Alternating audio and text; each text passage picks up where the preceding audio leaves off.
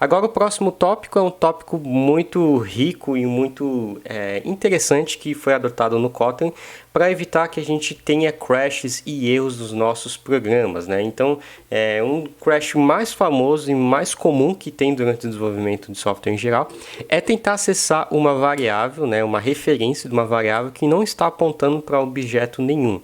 Como assim não apontando para objeto nenhum? Às vezes essa variável não tem nenhum valor atribuído dentro dela. Vou te dar um exemplo. Imagine uma variável chamada de error code, que tem o valor número 0, tá?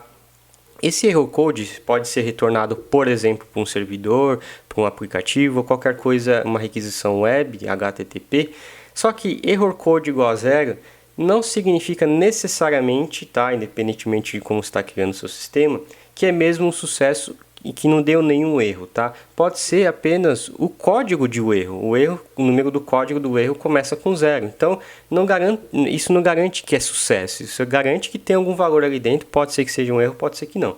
Então, a melhor forma de a gente eventualmente trabalhar nesse caso seria atribuir nulo nessa variável, ou seja, a ausência de valor naquela referência. Então, toda vez que você ver nulo, é a ausência de valor naquela referência. Então, uma forma de declarar melhor isso daqui, vou chamar de erro, para não ter o mesmo nome de variável, a gente pode declarar o int como tipo e colocar o interrogação. Essa interrogação indica para ele que essa variável pode receber nulo como referência, né? Aqui ele vai poder apontar para um lugar que não tenha nenhum valor dentro dele. Por exemplo, se a gente tem um texto chamado olá como string, tá? E aí a gente tem uma mensagem, por exemplo, como string, tá? E aí, por exemplo, a gente quer eventualmente descompactar o que está aqui dentro desse cara, porque assim, toda vez que a gente declara essa interrogação, a gente está dizendo que é uma variável que pode acertar nula, então ela encapsula todo o resultado, né, toda a variável e todo o valor dentro dela está encapsulado. A gente precisa desencapsular ele para ele realmente ver, olha, tem alguma coisa aqui dentro ou não. Então, para a gente envelopar, né, desenvelopar esse cara, a gente vai precisar usar um outro caractere aqui do próprio Kotlin, que é o exclamação, exclamação. Isso vai fazer eu tirar a variável lá de dentro, tá? Então, por exemplo, eu posso concatenar com outro valor e imprimir aqui um message. Então, ele vai dizer olá mundo, por exemplo, tá? Olá outro mundo. Só que, eventualmente, isso aqui não é uma boa solução. Porque se, eventualmente, eu tiver no meio do meu programa atribuído null aqui, ele vai dar problema. Ele não vai encontrar mais a variável e ele vai dar um crash no meu programa, tá? Então, como é que a gente garante que a variável esteja com algum valor ou não? A gente vai usar um if, tá? Primeiro, a gente pode usar um if text diferente de null.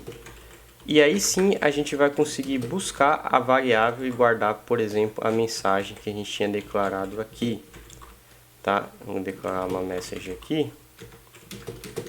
E aí a gente vai conseguir atribuir o text direto aqui, porque eu descompactei o valor dentro dele. Então aqui eu garanto que o resultado não vai dar nenhum problema, porque eu estou olhando primeiro para uma variável, verificando se ela existe algum valor e depois pegando o seu valor real, tá? Agora, se a gente quiser eventualmente imprimir, por exemplo, a quantidade de caracteres que tem essa palavra e somar com 10, se eu quiser fazer um text.length.plus, que seria, por exemplo, com 10, e tentar executar isso aqui, ele não vai deixar, porque ele está dizendo que, olha, você está tentando acessar uma variável não segura, né? Uma variável que pode receber null. Então, se você tentar executar uma função dela, por exemplo, a length, ele não vai ter nada e vai dar o problema. Então, para garantir que o Kotlin só execute essa função quando realmente houver dados, a gente pode usar a interrogação depois, tá? E de forma em cascata, ou seja, essa função só vai ser executada com sucesso, né? Então ele só vai seguir adiante quando realmente tiver um valor. Se você colocar um valor nulo dentro dele, ele não vai dar erro de compilação, nem erro de execução, porque ele não vai executar nem o length, nem o plus. Ele simplesmente vai imprimir nulo, tá? Então isso aqui garante que a gente não acesse variáveis sem referências, tá? Para evitar esse tipo de coisa. Uma outra forma de a gente descompactar o nosso text é usando o let.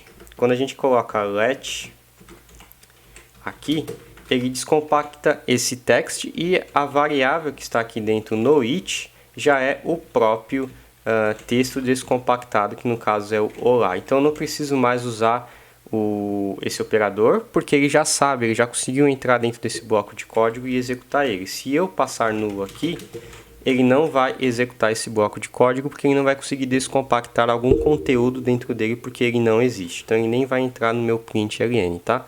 Agora, tem funções que a gente tem a necessidade de realmente trazer um valor padrão, né? Principalmente quando a gente não consegue executar alguma coisa. Por exemplo, aqui quando eu não conseguir executar o length, porque ele está com valor nulo, eu quero que ele devolva para mim um valor padrão. Então a gente vai usar um operador chamado de operador else, que é o interrogação dois pontos, e passar para ele o valor padrão caso ele não encontre a variável, né? Caso ele não encontre valor nessa referência. Então nesse caso ele imprimiu 0 porque o text está null. Se eu tentar passar normal, sem o text null, aí sim ele vai imprimir 3, que é a quantidade de caracteres que tem a palavra olá. Então a gente trabalha com else, com let, o if else, o if também para checar se a variável está null, mas convencionalmente, né, no Kotlin a gente sempre tenta adotar aí o let e o else para fazer isso, tá?